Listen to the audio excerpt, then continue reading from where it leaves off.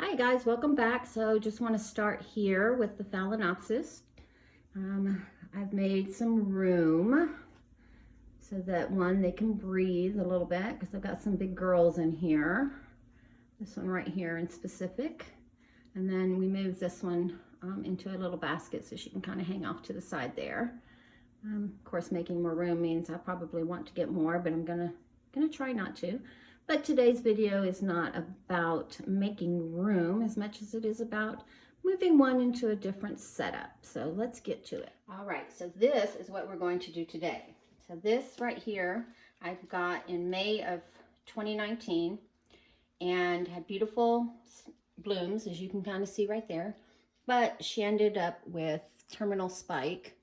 So she produced this keiki that is getting huge, and I love the way this looks. So what I want to do is I'm going to put her in this basket. So I have some sphagnum moss soaking to put at the bottom of the basket to keep the media from falling out. And the media I'm going to put her in is mainly large bark and a couple of pieces of pumice in there. So let's get started. Let's take her out of the pot. So I repotted her last year in January, the 2nd of January. So she's been in this a little over a year. She's got lots of new growth inside as well with the roots, but I feel like a lot of these roots are going to be dead. And the mama plant is still throwing out spikes as well. So I'm going to leave them together because I just really like the way it looks. So, and I do have my shears in alcohol right now. So I'm going to put that in the sink. And let's take this spike that I was using out. Throw it away. So, root system doesn't look as bad as I thought it was going to be. It's not as extensive as I thought it was going to be, but it's not as bad either. So, let me just get you guys in here real quick. 1 second. So, as you can see, she has some really nice, long, healthy roots. She's got a couple of, like this one here looks dead, but it's only dead to about right here, so I'll cut it right there. And then we'll just get her cleaned up and we'll get her in her new home. And then I'm going to show you where I'm going to hang her, because we're going to make a hanging basket out of this. Just take this little twig, old spike off. There we go. And I want to be careful not to break any of the aerial roots, because I like the aerial roots on Phalaenopsis. I know a lot of people will cut them off because they can get unruly. And of course, if they get unruly, I would cut them, but I like them because they are, as Miss Orchid Girl calls them, Plan B. The aerial roots is actually what saved this orchid from dying, because she had no roots on the inside when I initially potted her. So I did train some of, like this was an aerial root, and I trained it to go into the pot. And all I did was I just made sure not to water too much and let it kind of adjust until I saw other roots growing. So just cut those off. Now this one here, let me put my shears down and get y'all a better look. So this one here is really dry right in here, and then it's squishy here, but it's got this big juicy here. So the velamen is bad, but the root inside must still be good. I'm not going to take it off to see. I'm just going to leave this root because this one here is nice and green, which means it's absorbing something.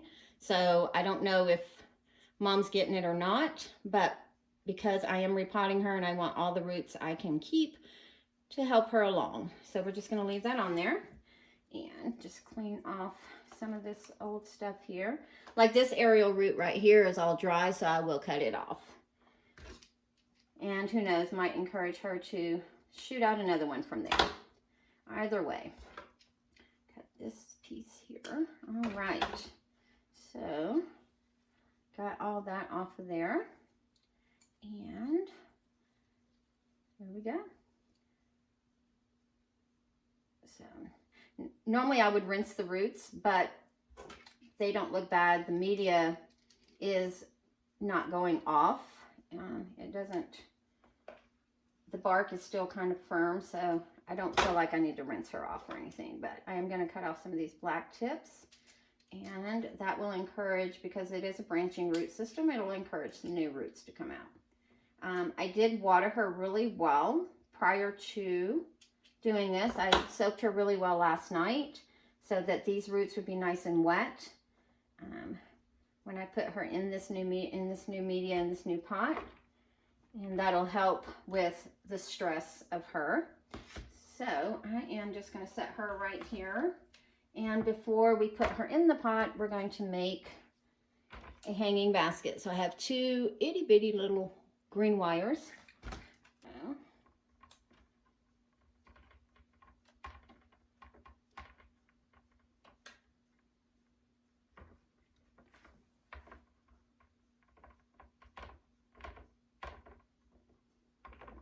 Pull on it just to make sure.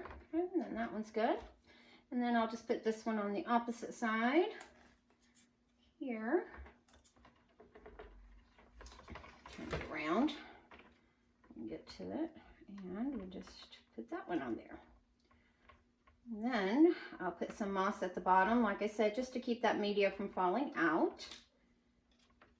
And that is the only purpose that the moss is going to serve. So bring it out really good.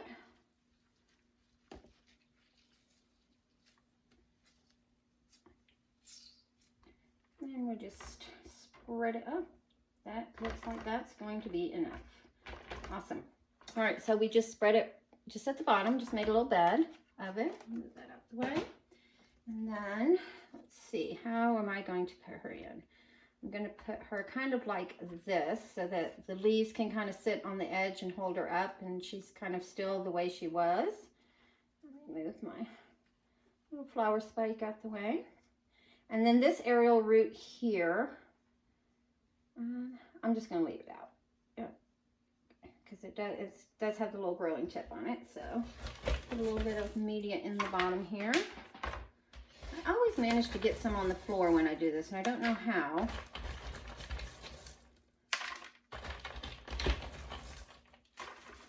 All right, and then let's spread our roots out some.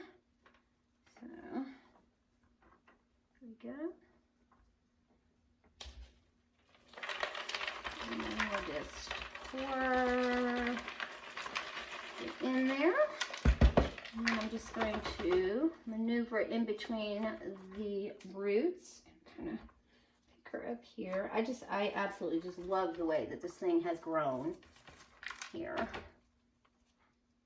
You know what? She's not going to be deep enough. I don't want her too deep, but she's definitely not going to be deep enough that way. Take some of this back out and try it again. So, there we go.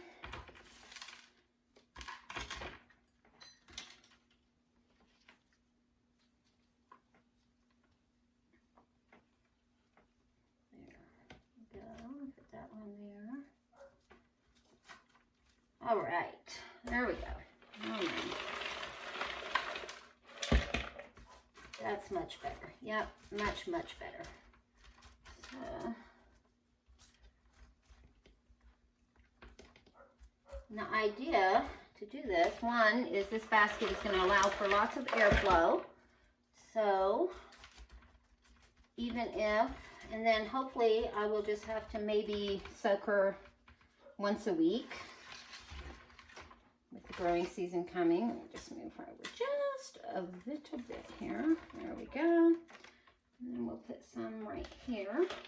Because the pot that I had her in, because of the way she's growing, was really hard to water her and not get water in the crown and trying to do all that. So I figured I would do this here.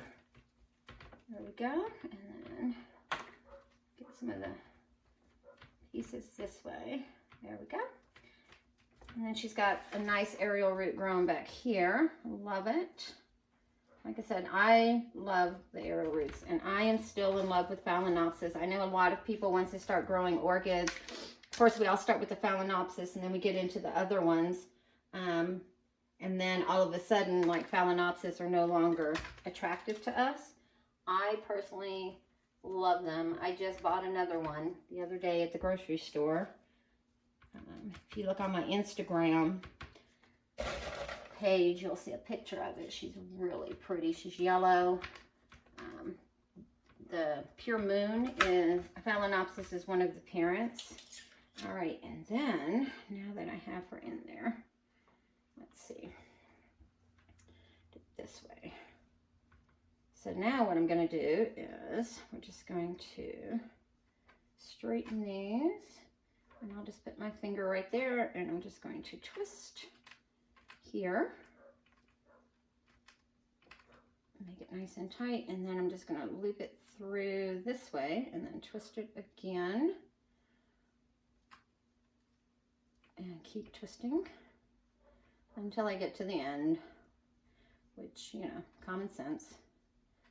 There we go, and then I'll just loop it and keep looping it until that high end is gone. And then, voila, we have us a nice hanging basket. So now I'm going to show you guys where I'm going to keep her. All right, and this is where she's going to hang. It's right up underneath the shelf where I have some of my other house plants, along with another Phalaenopsis, and then I have a Cattleya that I've put there because that wall was just empty. So I'm hoping that these plants will kind of give it some life. And eventually I'll add more to them. The only problem is, of course, I do have this vent down here that blows, but I have it where it's blowing out. And that's kind of why I put the Cattleya over here, because Cattleya is like a little bit warmer. So even if it does blow on it, it's not that big of a deal. And it'll help with that quick wet dry cycle. So, but there she is, guys. Is she not just gorgeous in that pot? I love it.